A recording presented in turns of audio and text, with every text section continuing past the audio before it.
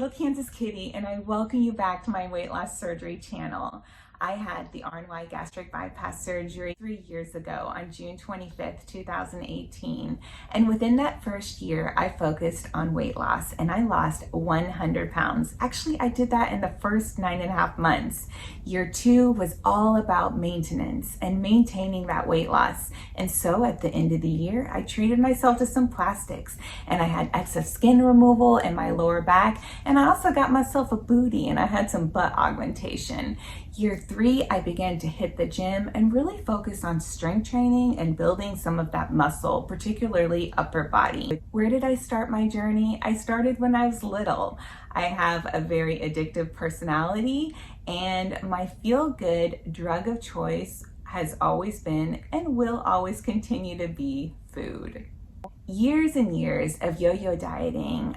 After my divorce, I found myself really putting on the pounds fast. And I was not always morbidly obese.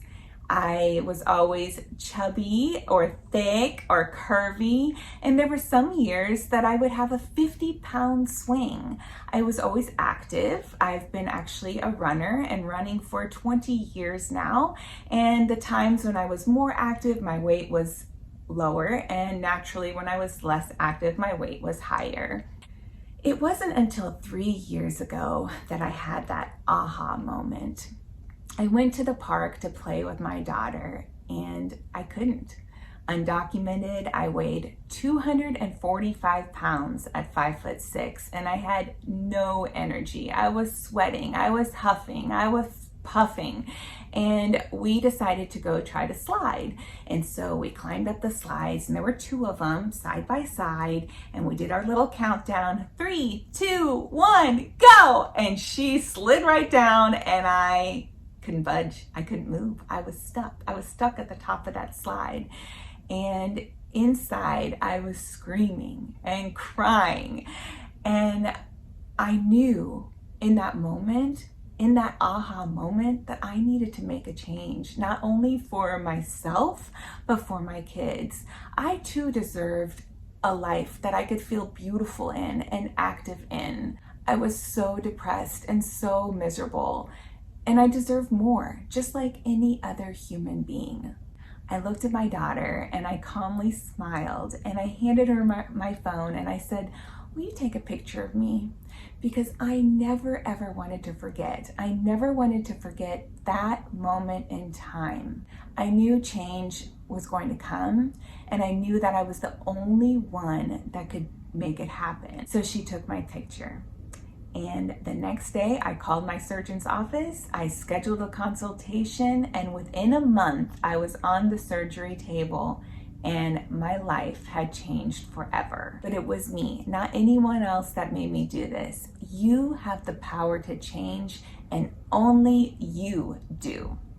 Recently, I've been reminded of those early days, the pre-op diet, the preparing, purchasing my vitamins, and the kitchen items that would help aid me and keep me successful after surgery. The post-op diet of liquids and broths and protein waters and graduating to soft foods. The honeymoon phase of stepping on the scale every day and seeing a loss, and then that ultimate goal of reaching 100 pounds loss and doing that victorious victory dance. I remember during my journey keeping my eye on folks in the weight loss surgery community that were maintaining, and I just remember marveling at them and thinking, they're the ones that are successful, the ones that are 3 years after surgery and maintaining the weight loss. Losing is easy, losing is fun, but if you can maintain and master maintenance, that's when you get the real pat on the back. So many gain weight, and I was in this for a lifetime. I can't do it every day. Heck, I have sweets and treats all the time, but I know what works for me, and it's cardio, cardio, cardio. It's weighing myself every single day, and it's the mere fright of becoming heavy again that keeps me within a maintenance range. So what's new? What's the same? I'm a runner, and at the beginning of the year, I suffered from a glute hamstring sciatic nerve injury. And I went from running 60 miles a week to 0. super fast. And within a month, I had gained 10 pounds. It was wintertime. I was in layers. My boyfriend had put on a little. We were enjoying our treats and everything was fine. We were peachy and happy as can be. And then I just was starting to not feel so comfy in my own skin, and I was like, I gotta make a change. And so I just started cutting out the carbs, and I was already hitting the gym on a regular basis, and I found that I could do elliptical as a substitute for running, and I was actually like doing 2 hours a day of elliptical, and I lost those 10 pounds like super fast. I then began to see Dr. Black, my sports chiropractor who practices active release therapy, and he pushed me out the door and basically had me running 1 mile a day through the pain. And we kept increasing that mileage, and although the injury was still there, it was just kind of working and trying to get that blood flow and circulation going, and we kept increasing and increasing, and I got back up to 10 miles, and I was feeling high as a kite because I was running with my friends, and this was super recently. And then bam, I broke my big toe. I have never broken a bone in my entire 41 years, and I broke my toe. And there went the running. And fortunately, I am very disciplined and determined. And I was like, this is not gonna hold me back. I'm not gonna gain the weight again. So I just went back to the gym, started doing elliptical again. And yeah, that's where I'm at. I'm about 2 hours a day of elliptical. And it's helping me maintain my weight, and my maintenance range that I have given myself this year that I've adjusted is 140s. I just want to be anywhere in the 140s and just have a healthy BMI. I don't want to see 150 ever. So let's just jump on the scale and see where I am today.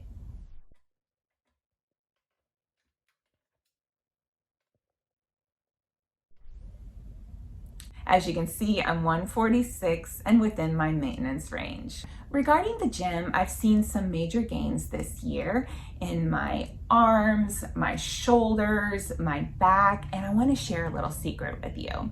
So, you know, as females, we're always trying to get that hourglass figure. My butt augmentation really helped aid in that hourglass illusion, and here's my secret.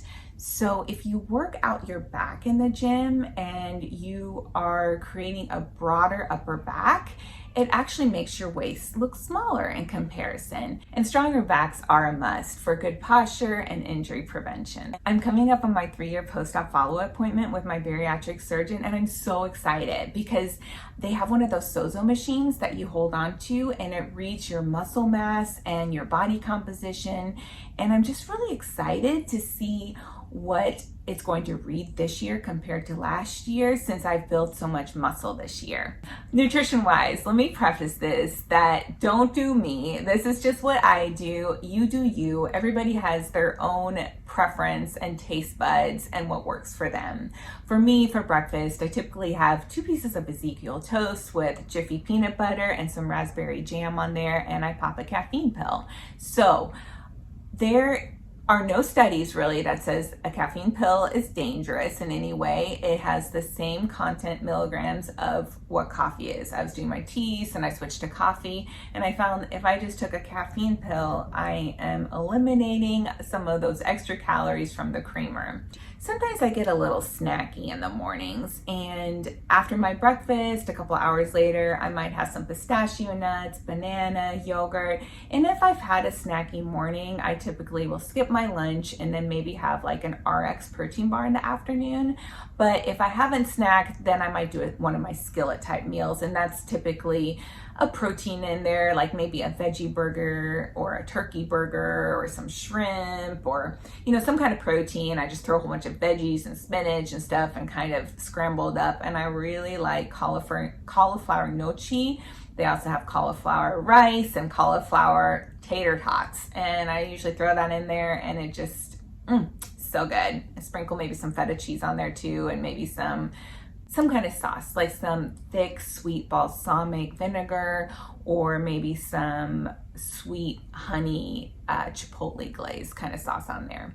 I have all the same vitamins that I have always been taking, and I'm very diligent about that. I don't miss my vitamin. And can we talk about that real quick? My boyfriend and I, sometimes we go to this little local bar by my house, and there's a bartender there that has flaming crimson red hair. And I noticed she had chopped it the last time we were there, and I was commenting about her hair, and she said, yeah, she said, I actually lost 50 pounds recently, and I found that I was losing all my hair. And we chatted about that for a moment, and I just nodded in understanding, because after weight loss surgery, just typically whenever you're losing weight really rapidly, people lose their hair. And I do remember sometimes little clumps coming out in the shower, but I was really fortunate and didn't have major hair loss. And I was just super diligent about within my vitamin regimen. I have been taking for the last 3 years, and even a little before surgery, I take collagen and I take biotin, and I push that protein all the time. And it's pushing that protein that's going to help save you your hair. Okay, back to kind of my food and my nutrition. Right now for dinner, my nightly treat, I love Truly's as my adult beverage, and I like to use the strawberry Starburst drink enhancer packets, and I mix that with my Truly, and it's so good. And I get pretty lackadaisical for dinners, so if we're eating out and we do Mexican or Italian or American, I just really focus on whatever I order. I try to eat the meat, the protein, and the veggies, and try to kind of pick at the carbs a little bit. And for later evenings, if I'm looking for an additional treat and I'm trying to watch my calories, often I'll have sugar-free pudding with whipped cream on it. And another go-to that I absolutely love right now is kettle popcorn. So I get the light kettle popcorn, like the Boom Chicka Pop. Average days, I probably take about 2,000 to 2,500 calories in a day. And if you take my daily caloric allowance of 1,400 calories and you take the calories that I burn, I usually burn between 12 to 1,600 calories. I'm working with about 3,000 calories a day. And so I can easily take 2,500 calories in and still only see that scale fluctuate maybe by a pound or so. I stay within my maintenance range. What's been happening in my life kind of personally, or what am I doing that's fun aside from working out all the time? I did take a girls trip with my daughter to Austin, Texas, and we had a blast. We saw my sister and my nieces, and we did a lot of outdoorsy fun stuff like canoeing and hiking. I also traveled to Florida with my son and my boyfriend and his daughter and her bestie. Fun, interesting fact. So in airport security, I was flagged, and the body part that they focused on that came up on the screen were my thighs. And this is something that's happened before. So I'm pretty firm in most of my areas from just being active and working out, but I have excess skin on my thighs, and they were flagged because it's loose skin. It happens every time. Crazy, right? Actually, it's an area that I still would like to possibly address one day, but I just don't want the downtime and recovery time that comes along with it. And so I learned to accept it. If you're not willing to go through surgery, I don't think you have the right to complain. Until you're ready to seriously do something about it, I think you just have to have that acceptance mind frame. My son finished his tennis season. My daughter just started and is doing year-round volleyball. So between the matches and the games, and my boyfriend's daughter who plays volleyball also, and then my niece who's an up-and-coming track star, I'm talking about like junior Olympic level, she is fast. We keep busy cheering everybody on. I just hit 10 years at my company as an office manager, and we are still virtual, and we're looking at possibly returning maybe in August. No set date yet. We just want everybody to be vaccinated when we return.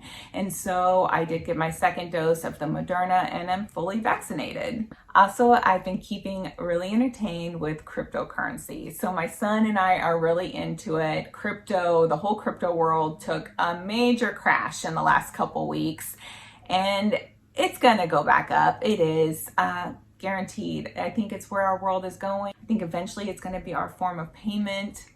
Right now is certainly the time to buy because everything is super cheap and super low. So if you're not into it yet, I encourage you to just take a look at it and just buy a little bit. I know this has nothing to do with my weight loss surgery channel, but it's just my new obsession right now. So we have a lot of Dogecoin, we have some Bitcoin, we have some Ethereum, we have some Cardano, and the platforms that I am using right now are Coinbase, Kraken, and BlockFi. And I really like BlockFi because it actually pays 5% interest on the money that you have within there on cryptocurrency, which is like unheard of. So anyway, I will share my little link below in the description box in case you have any interest in that area and you want to sign up for a BlockFi account. You can get $10 free of Bitcoin.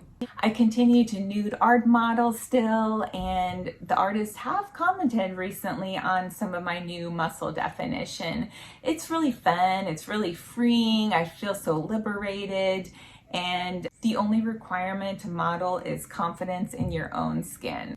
In conclusion, I know it's been a little while since I've made a YouTube update, but I hope that's telling in itself that life continues on after weight loss. Once you get in that maintenance bubble, your days begin to fill up with life. Stay close to your support group. I check Instagram on a daily basis for motivation and inspiration. Some of my friends from early on in the weight loss community have been kind of quiet, and I hope that means that they too have focused on life things. What was or is your aha moment? Remember that this is a lifetime change. You're creating lifetime behaviors. Just tell yourself, no, I am never going back. There is no starting and stopping over again. It's figuring out what works for you and maintaining and living. Will it be easy? Nope. Will it be worth it? Absolutely.